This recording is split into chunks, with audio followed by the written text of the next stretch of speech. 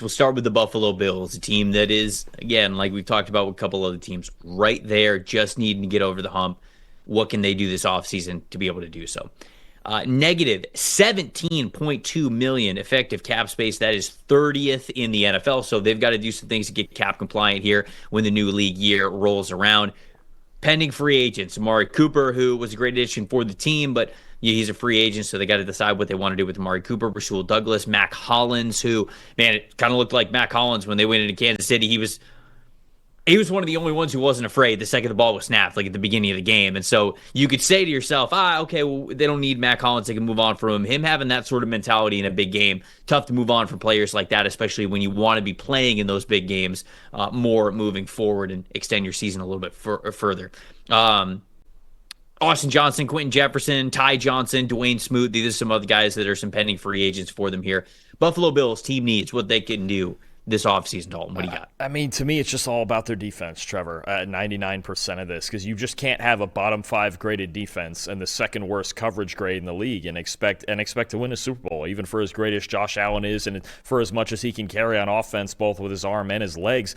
They have to get substantially better on defense, and it can't just be, bend but don't break, but, we lead the league in takeaways. Well, in between all those takeaways, you're giving up a boatload of points. So I think at every level of their defense, they need to get better. They need run-stopping defensive tackles. They were not great inside this year.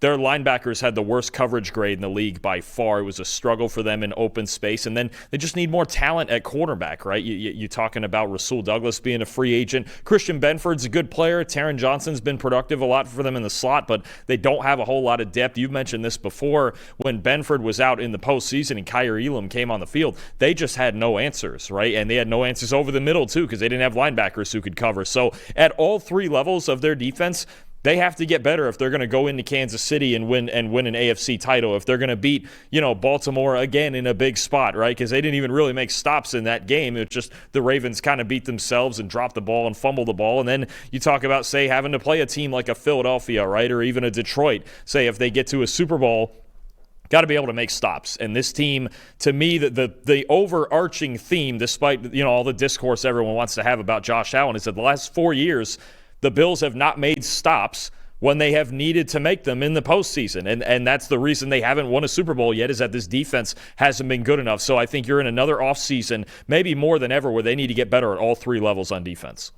I'm with you, man. I remember doing some mock draft exercises a couple of months ago. And to be fair, we were still in the season. And I had cornerback as a spot for the Buffalo Bills to look at in the first round of the upcoming NFL draft. And a lot of Bills fans are like, no, wait, don't need corner.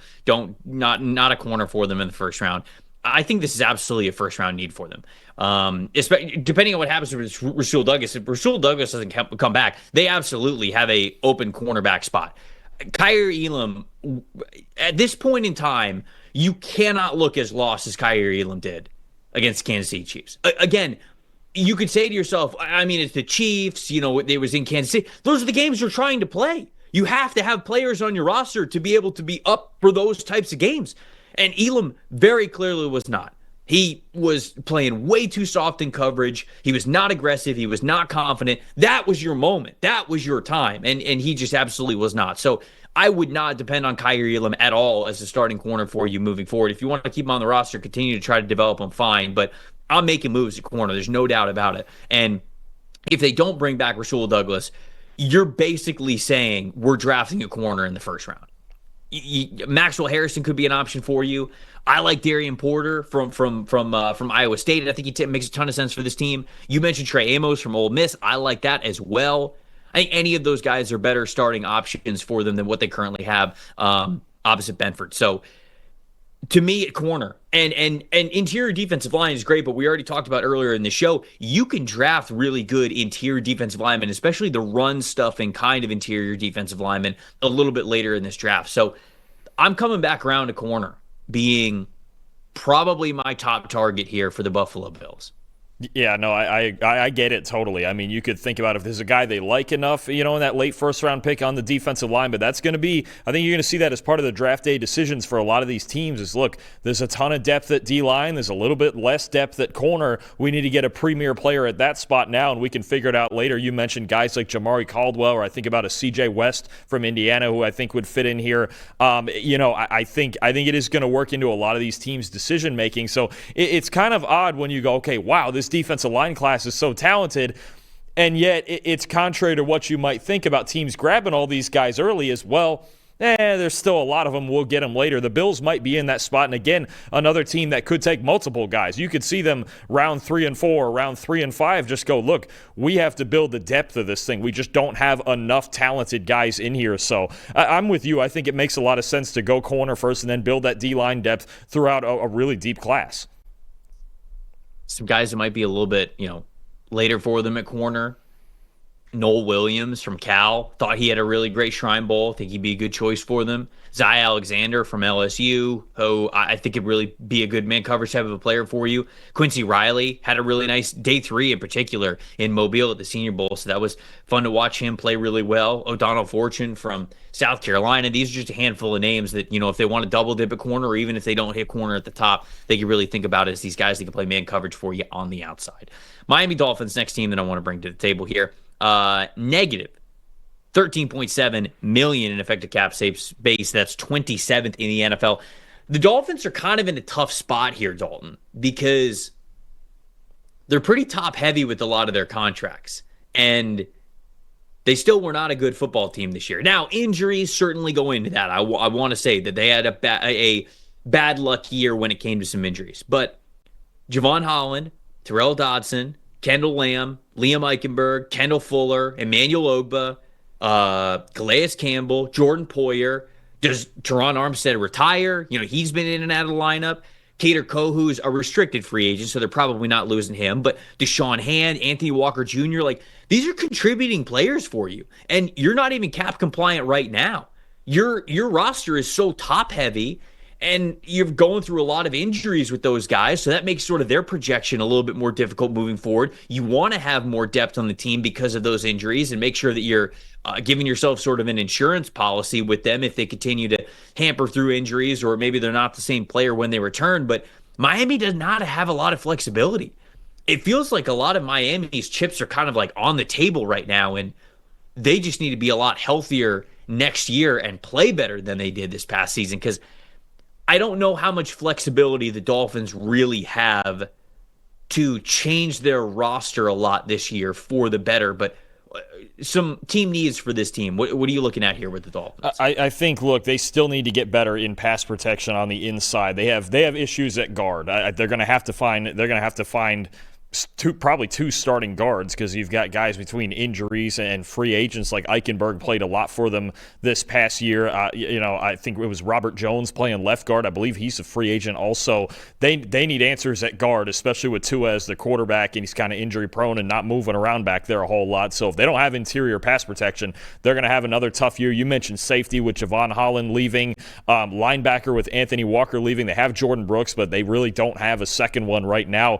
There's a lot of spots on this team where you go, okay, they got to fill in the blanks. You mentioned it. They just cut Kendall Fuller too. They struggled in the secondary last year. They're going to need another corner. Kader Kohu's okay in the slot, but he's a restricted free agent. Who knows if they'll keep him or not. He's kind of expendable. So you're looking at a secondary that just has Jalen Ramsey, an offensive line that really doesn't have any starting guards right now, and you need another linebacker and a very injury-prone edge defender group that, right now, Chop Robinson walked in this past year as their best pass rusher because they had so many injuries, and there's talented guys there. Obviously, Jalen Phillips, Bradley Chubb, but we don't know their injury situations heading into next year, so they could still need help on the defensive line. And Calais Campbell, you mentioned, he was their highest-graded run defender, so they're really losing a lot, and they don't have a ton of resources to replace all this. And then there is questions about Teron Armstead between a huge contract that he has. He's got a massive cap hit next year that he could be expendable, or if he retires, he's had some injuries in the past too.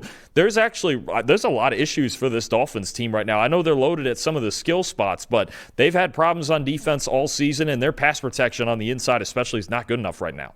Yeah, Robert Jones is another player who, along their interior offensive line, who I didn't mention, who is also an unrestricted free agent. So I think that you've got to look at them really nailing it in the first round. And it's hard for me, as much as I think Malachi Starks makes sense for this team, the safety from Georgia, especially if you lose Javon Holland.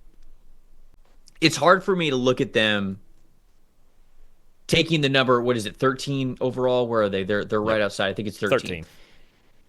It's hard for me to see them taking the number 13 overall pick and not investing it in the offensive line when you don't even know if Teron Armstead is going to be there. And if he is, how dependable is he at this point in time, at his age and his injury history, right? And so there's just not a lot along the offensive line for them to hang their hat on. So I almost feel as though we're locking into offensive line there no matter what.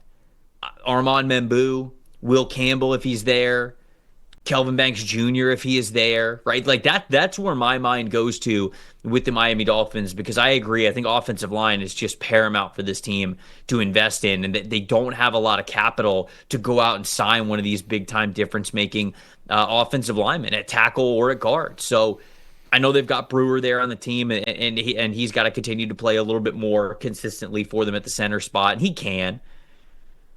But that's my thought process for them. I think a lot of the other needs are secondary needs beyond that offensive line. Like I know you listed Aaron Banks as a potential fit. I think he'd be a great fit for them, Aaron Banks, if he's leaving San Francisco. But I don't know if they're going to be able to even spend the money to go out and get Aaron Banks. I think it's more of just something that they've got to invest along the offensive line. And shoot, even if they were to go get a player like Banks or somebody else, an interior offensive lineman, I feel like we're locking into an O lineman at 13 no matter what.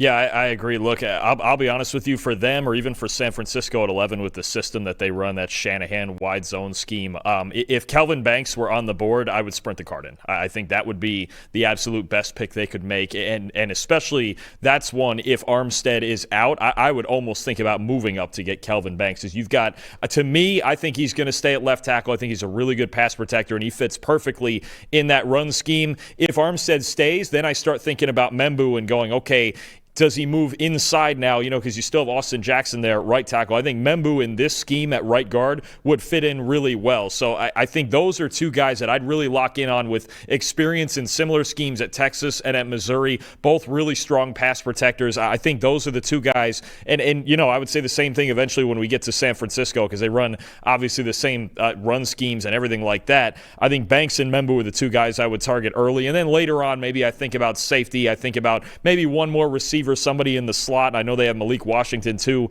who they started to get going the second half of last year. And then you can find linebackers in the mid-rounds. But I'm with you. Offensive line at 13 almost has to be the case. Yep. Going back to the chat, David's asking, does Dylan Gabriel fit Miami scheme if Tua were to go down again? I think so. Yeah. I think Dylan Gabriel will be a great backup quarterback for Miami. And you get to stick with the lefty. I was going to say, they're pretty similar. Right, and your starter and your backup guy, sort of how you want to get the ball out of their hands very quickly, like what Mike McDaniel wants to do. Like Dylan Gabriel gives you the ability to do that. And again, it's not like, oh, this guy's a righty versus a lefty, he can't play on our team, like we're not going to get him on the roster. But it is nice if you have a lefty quarterback starter to then also have, as a bonus perk, the guy who fits your system is also a lefty behind him, because then all of the receivers, whether you're working with the first team or the second team in practice, you know how the ball is spinning when it's coming towards you, you know where it's coming from. Like it's just, it does make it a little bit easier. So not that that's the most important thing, but I think that the parallels sort of do make sense for those two guys.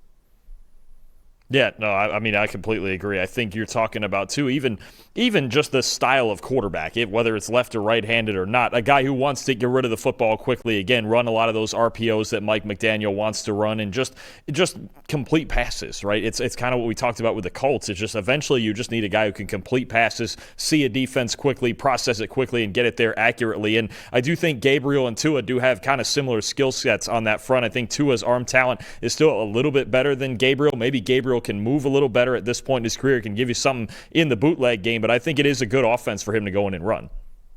New York Jets, Oh, actually, no. We're doing the Patriots first. We're doing the Jets last in this division. Sorry, reading the sheet a little bit wrong. Doing the Patriots, the team we're talking about first. An exciting team here for this exercise because they are first in the NFL in effective cap space, $111.9 million in effective cap space. So, the good news the bad news is I'll give you the bad news first. This is the worst roster in the NFL.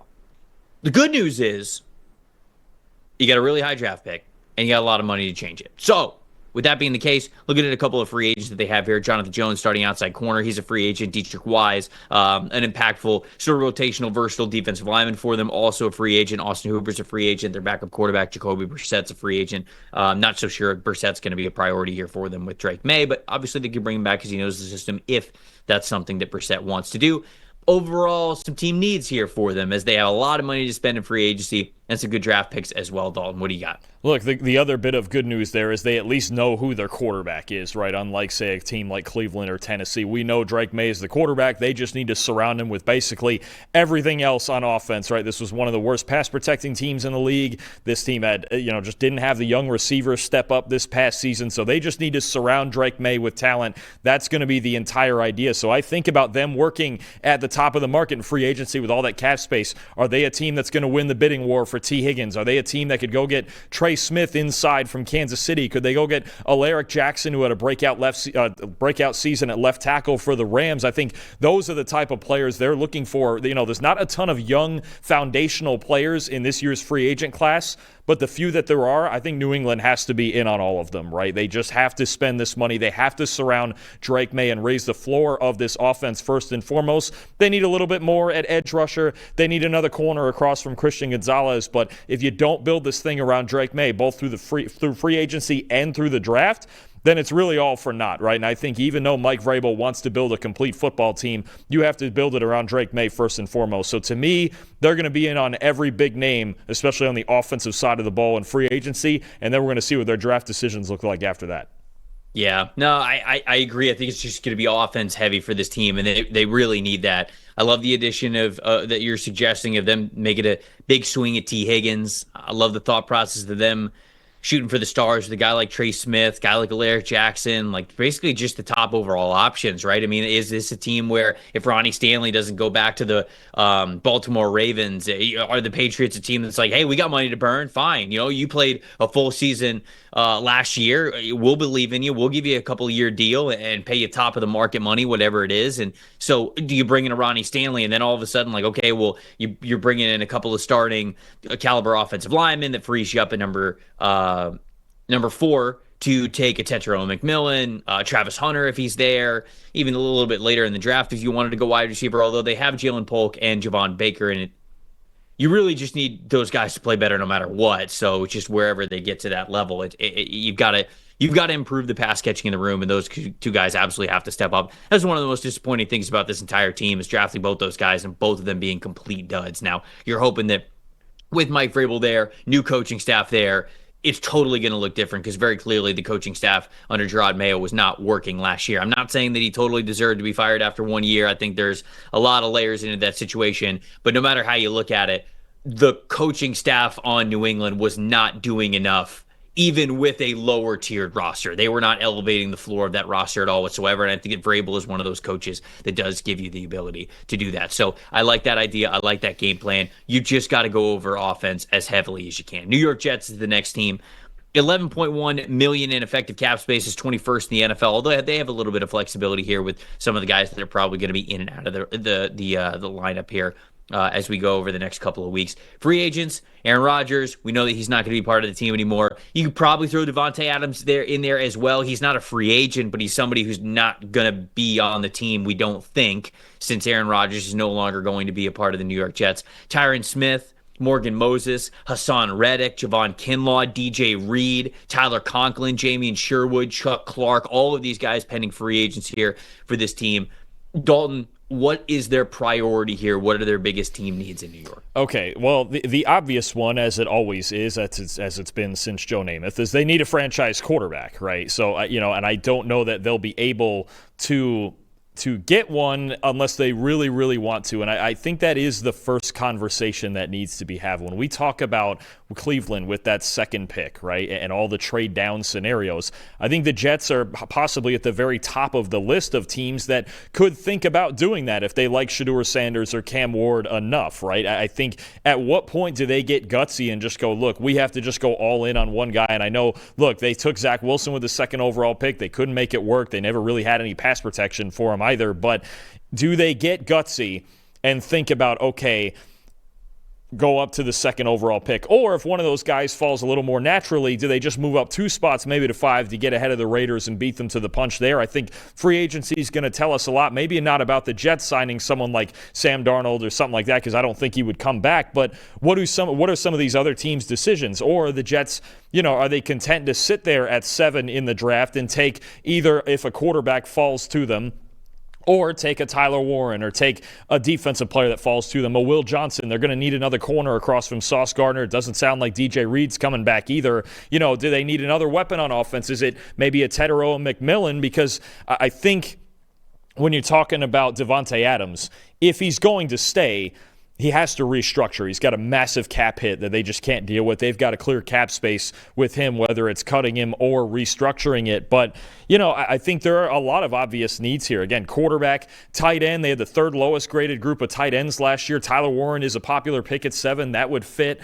Defensive tackle, they need run stoppers on the inside too. I know I've said that a lot with a lot of these teams, but it was a real issue last year with the way their defensive line eroded, and they had some injuries on the edge too. And then in the secondary, filling in around Sauce Gardner, because they've been very mediocre at safety now for a couple years, and finding a number 2 corner, somebody to replace DJ Reed. So part of all those decisions on defense are going to go into how Steve Wilks and Aaron Glenn are going to run this defense. But the first question, as always, that has to be answered here is, who's throwing the football? I mean, are they content to walk into next year with Tyrod Taylor? Is it going to be some other veteran to come in and compete with him? There's been talk maybe even about Kirk Cousins. Or are they going to get gutsy and trade up in the draft, and something we might not see until draft night? Well, I'm curious to see with them more than anything what their evaluation of this quarterback class is, and if they feel the need to push it, and if they feel like one of those guys is really their guy. I don't think they're going to do it with quarterback this year. I don't. Because and the reason why I say that is because they sort of already had one. And whatever you want to think about Rodgers, I just keep going back to what Aaron Glenn said when he was asked about Aaron Rodgers right after he got hired, and he said us bringing Rodgers back as it is less to do with Rodgers, and it's more to do with where we think our roster is going to be. And with them moving on from Rodgers, I think they probably figure that they're also moving on from Devontae Adams. Like, I think they look at this roster, and I think Aaron Glenn went, we are not ready. Like, these are not the guys that are going to be able to play my scheme, that I feel like are my type of culture fit players.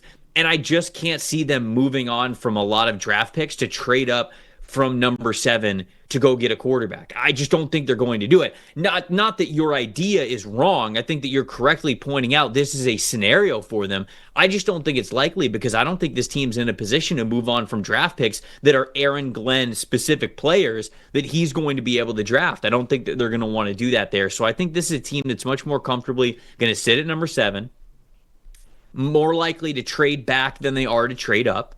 And I think that also the Tyler Warren pick makes sense for them at number 7, not just because the Jets didn't have good play from their tight ends, but also because he feels like he could be an Aaron Glenn culture fit. And if we're being completely honest about this whole exercise, the team needs or position targets for the Jets, the only thing that we really should be writing here is Aaron Glenn players. I don't know what that looks like yet because he hasn't been a head coach, but that's basically it. Whether it's a running back, whether it's a tight end, whether it's a punter. Obviously, they're not going to draft the punter at number 7, but you guys know what I'm saying.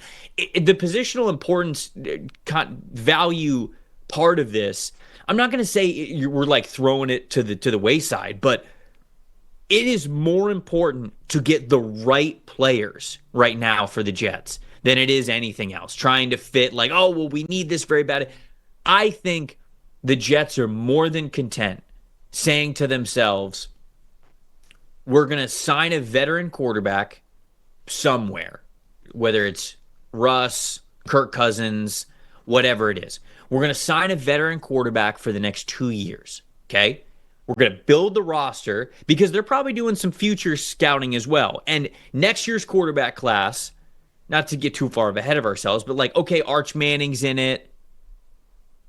You know college better than I do. Like who? It's kind of like Arch Manning, and then sure somebody could emerge. Garrett Nussmeier. Garrett Nussmeier. Carson Beck is still, he's got one more year. He's going down to Miami. There's certainly probably a greater amount of options. There's a lot of wait and see guys, that we have to really evaluate during this season. I don't think there's anybody surefire. Obviously, Manning's assumed because, well, he's a Manning and he showed you a bit last year. But no, I think the Rodgers thing too, as far as the decision to keep him or not, like you mentioned, if we talked about this offseason, the Jets have to fix the culture and the leadership of this team first before we even really think about how this team is getting put together. So I think that's really Glenn's focus in his first year, just like it was for Dan Campbell in his first year in Detroit. Look, this is how we want to play football. So to your point, not forcing a quarterback makes sense. Get more guys at more positions that fit what you want to do, what Glenn wants to do, what Steve Wilkes wants to do, what Tanner Engstrand wants to do on offense, right? And really build it the way they want to build it